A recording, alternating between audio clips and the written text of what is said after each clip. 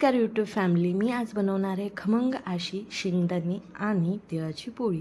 सर्वात आधी कढईमध्ये अर्धी वाटी शेंगदाणे टाकून घ्यायचे, छानसे परतून घ्यायचे आहेत. शेंगदाणे भाजून झाले की त्यात अर्धी वाटी तीळ टाकून तीळ सुद्धा छानसे भाजून घ्यायचे आहेत. तीळ शेंगदाणे थंड झाल्यानंतर मिक्सरच्या भांड्यामध्ये काढून घेऊ. गूळ टाकताना व्हिडिओ राहून गेला काढायचा. एक वाटी गूळ आणि शेंगदाणे तीळ टाकून मी अशा पद्धतीने बारीक करून घेतले आहे. 1 ते 2 थेंब टाकून पाण्याचे आपल्याला छानसं मिक्स करून घ्यायचं आहे.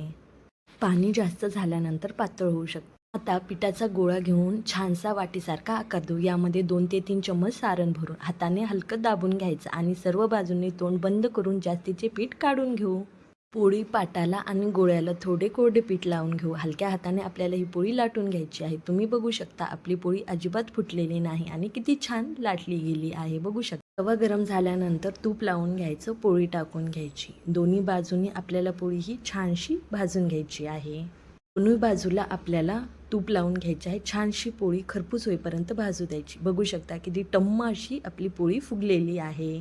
तयार आहे आपली गरमागरम शेंगदाणे आणि तिळाची पोळी. एक वेळेस नक्की ट्राय करून पहा. तुपासोबत खायला तर खूपच छान लागते. रेसिपी आवडली असल्यास लाईक आणि चॅनलला सबस्क्राईब.